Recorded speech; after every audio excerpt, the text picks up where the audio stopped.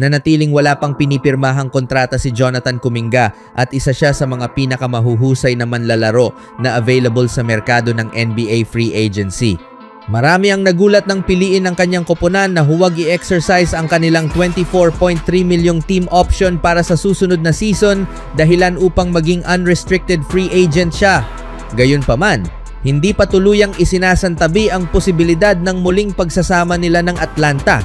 Posibleng walang mangyaring usad sa sitwasyon ni Kuminga hanggat hindi pa nagpapasya si LeBron James na lumipat sa bagong koponan. Ngunit may isang balitang lumabas kahapon na lalo pang nagpasabik sa labanan para makuha si Kuminga. Gayunpaman, may isang malaking balakid kapos na ang Lakers sa espasyo sa salary cap upang mapirmahan si Kuminga. Mas lalo pa itong naging mahirap matapos ang nangyari kahapon. Ayon sa mga ulat, pinirmahan ng Los Angeles si forward Ziaire Williams sa isang taong kontrata na nagkakahalaga ng $3 million. Kapag naging opisyal na ang pagpirma, magkakaroon na ang Lakers ng 15 manlalaro sa kanilang roster na siyang pinakamataas na pinapayagang bilang sa regular season. Matagal nang naghahanap ang Lakers ng isa pang forward na maidaragdag sa kanilang lineup at si Williams ang kanilang napili. Bagamat napuno na ng hakbang na ito ang roster ng Lakers, nangangahulugan ba itong wala na sila sa karera para makuha si Jonathan Kuminga? At nasaan naman ang Hawks sa usaping ito? Hindi pa nito tuluyang inaalis ang Lakers sa posibilidad na makuha si Kuminga, ngunit nananatili pa rin ang mga balakid. Sa kasalukuyan, may dalawang paraan lamang upang makuha ng Los Angeles si Kuminga. Una ay sa pamamagitan ng sign and trade kasama ang Atlanta, ngunit ayon sa mga ulat, hindi bukas ang Hawks sa ganitong kasunduan. Ang ikalawa ay ang i-trade o ilipat ng Lakers ang mga kontrata ni na Jared Vanderbilt, Dalton Knecht at Jake LaRavia upang makalikha ng sapat na espasyo sa salary cap bago nila mapirmahan si Kuminga. Ngunit tila nahihirapan pa rin ang Lakers na gawin ito. Hindi gaanong kaakit-akit na trade asset si Vanderbilt dahil may natitira pa siyang 2 taon sa kanyang kontrata. Samantala, kahit expiring contracts na sina LaRavia at Knecht, kakaunti pa rin ang mga koponang interesadong kunin sila maliban kung may kasamang draft picks bilang kabayaran. Problema rin ito dahil kakaunti na lamang ang hawak na draft picks ng Lakers sa ngayon.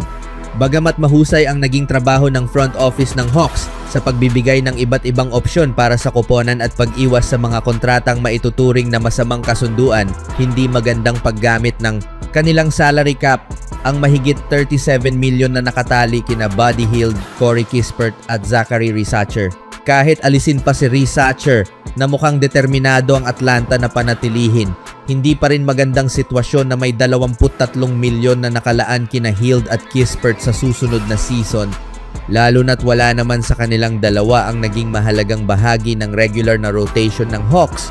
Isang koponang kulang na nga sa lalim ng roster. Mas makabubuti para sa Hawks na subukang i-trade sina Hield at Kispert at ibalik si Kuminga. Ngunit hindi malinaw kung may kakayahan silang mailipat ang alinman sa dalawang manlalaro. Bagamat patuloy pa ring inuugnay ang Hawks sa posibilidad na muling kunin si Kuminga, nananatiling usapin kung gaano nga ba talaga sila kaseryoso rito. Samantala, si Kevin Durant ay bumisita sa Philadelphia, Pennsylvania ngayong linggo upang panoorin ang mga kaganapan sa MLB All-Star.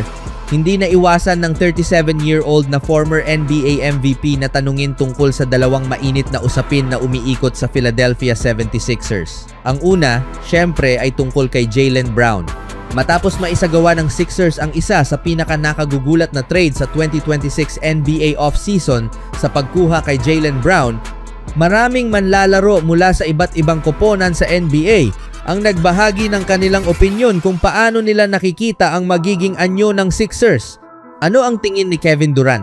Isang salita ang paglalarawan ni KD sa Sixers na may Jaylen Brown, mapanganib, dangerous, excited ako para sa kanya. Masaya ako para sa kanya bagong simula. Magugustuhan siya ng mga tagahanga ng Philly.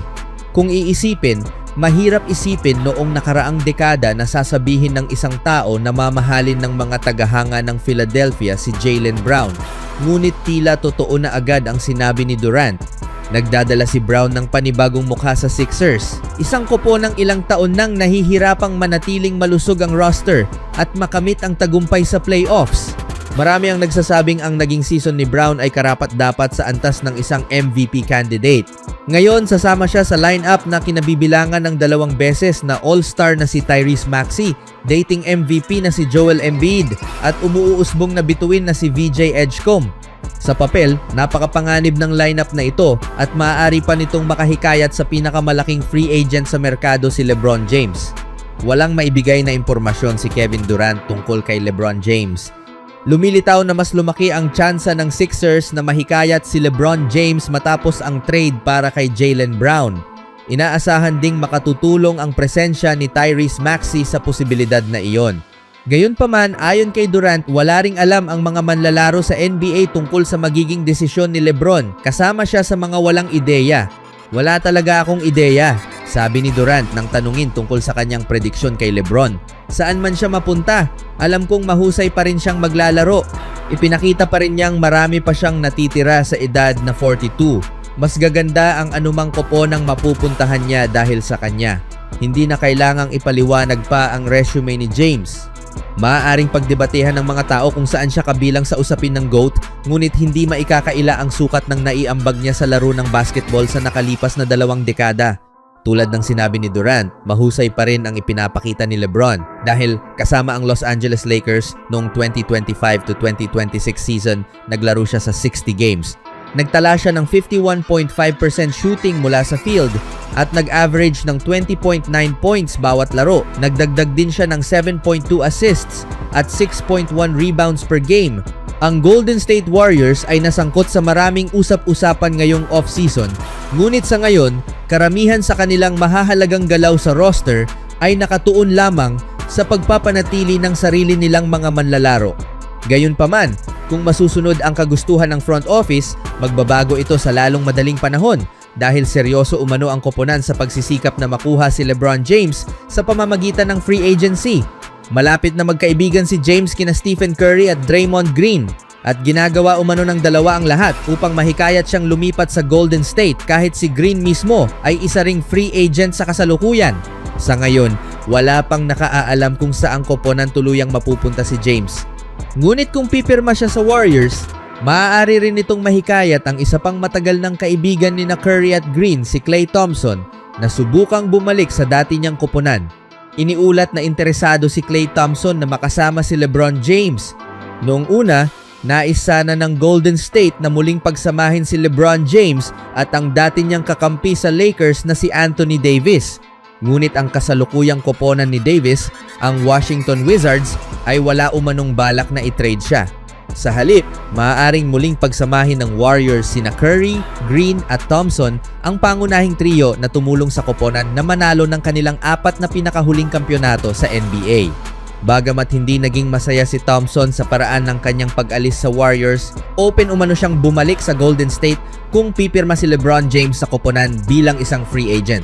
Matagal na siyang may interes na makalaro si LeBron, sabi ni Jake Fisher sa programang NBA Insider Notebook with Jake Fisher. Sa tingin ko, magiging kapanapanabik ito para sa magkabilang panig sa Golden State at kay Klay na tapusin ang kanilang pagsasama sa isang mataas na antas. Anong masasabi nyo dito mga kaibigan?